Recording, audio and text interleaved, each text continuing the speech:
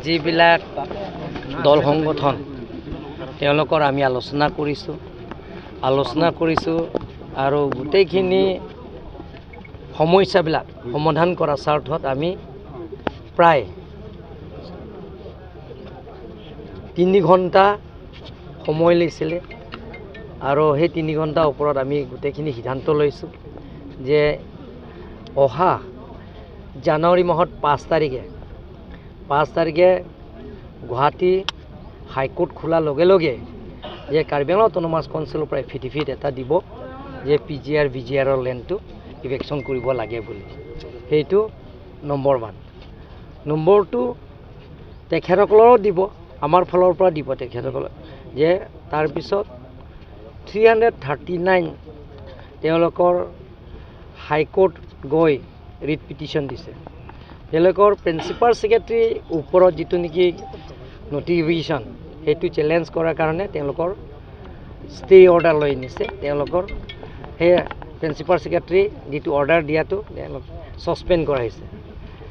গতিকে যিবিলাকৰ আছে 339ৰ বাহিৰে যিবিলাক আছে কালিৰ পৰা আকৌ নটিছ যাব PGR VGR বহবাস কৰা তেওঁলোকৰ কালিৰ পৰা 15 ডেজৰ নটিছ দিব। কাৰণ as per Assam land act মতে আছাম লেণ্ড ৰেগুলেশ্যন এক্ট মতে 1886 সেইমতে 18 ৰুলছ 18(2) মতে 15 ডেজ সময় দিব লাগিব। গতিকে কালি নটিছ দিয়া হ'ব 15 ডেজৰ ভিতৰত তেওঁলোকৰ PGR আৰু VGR বহবাস কৰা তেওঁলোকৰ কাৰণে নটিছ দিয়া হ'ব কাৰ্বি আংলং অটোনমাছ কাউন্সিলতো। সেইটো আমি আজি সিদ্ধান্ত লৈছোঁ।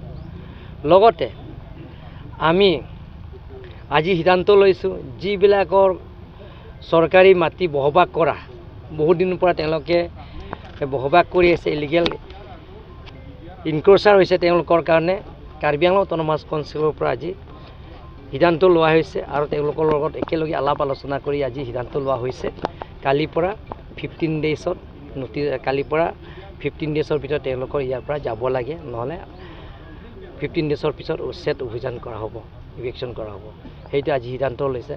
প্ৰথম আমি বকলীয়া ইৰিগেশ্যনটো বিহুৰ পিছত সেইটো আমি ইভেকশ্যন কৰিম বুলি আজি সিদ্ধান্ত কৰিছোঁ। আমি নটিছ দিলোঁ ইয়াত, সেই নটিছ দিয়াৰ পিছত এতিয়া আমি আজি সিদ্ধান্ত লৈছোঁ অহা জানুৱাৰী বিহুৰ পিছত সেইটো ইভেকশ্যন কৰিম বুলি আজি সিদ্ধান্ত লৈছে। আৰু PGR VGR যিবিলাকৰ বহবাস কৰা তেওঁলোকৰ কাৰণে যিবিলাকৰ ট্ৰেডিং লাইচেঞ্চ সেইটো কেঞ্চেল কৰা হ'ব বুলি আজি সিদ্ধান্ত লোৱা হৈছে। আৰু 8000 বিঘাৰ যিটো ফেন্সিঙৰ সেইটো 8000 বিঘাটো আগতো আমি অৰ্ডাৰ দিলোঁ। সেইটো আজি এবছৰৰ আগতে আমি টেণ্ডাৰ কল কৰিলোঁ। টেণ্ডাৰ কল কৰাৰ পিছত আমি অৰ্ডাৰো দিলোঁ।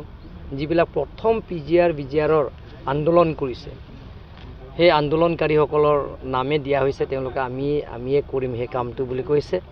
তাৰপিছত ASG ইউথ ফ্ৰণ্ট আৰু ASC KSA তেওঁলোকৰ নামতে দিয়া হৈছে, কণ্ট্ৰেক্টৰ নাম দিছে আৰু তেওঁলোকক অৰ্ডাৰ দিছে। কিন্তু পিছত তেওঁলোকে ছাৰেণ্ডাৰ কৰা হৈছে যে আমি কামটো কৰিব নোৱাৰোঁ। আজি সিদ্ধান্ত লৈছে যিটো নেকি এজ পাৰ ৰুলছ আমি টেণ্ডাৰ নটিছটো দিম। তাৰপিছত টেণ্ডাৰ যোনে মাৰিব তাতে আমি সোনকালে অৰ্ডাৰটো ইছ্যু কৰিম। তাৰপিছত আকৌ ফেন্সিং PGRৰ অফিচবিলাক যিবিলাক অফিচ আছে PGR VGRৰ school education institution schools anganwadi centre তাৰপিছত ইৰিগেশ্যন অফিচ আছে তাত সেই গোটেইখিনি শিফ্ট কৰিবৰ কাৰণে আজি সিদ্ধান্ত লৈ যোৱা হৈছে।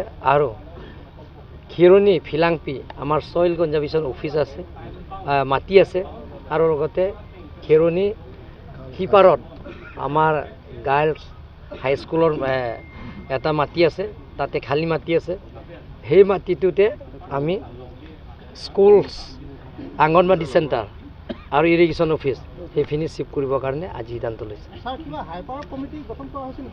হাই পাৱাৰ কমিটিটো আগত আছে, কিন্তু আজি জইণ্ট মনিটৰিং চেলৰ কমিটি গঠন কৰিম বুলি আজি সিদ্ধান্ত লোৱা হৈছে।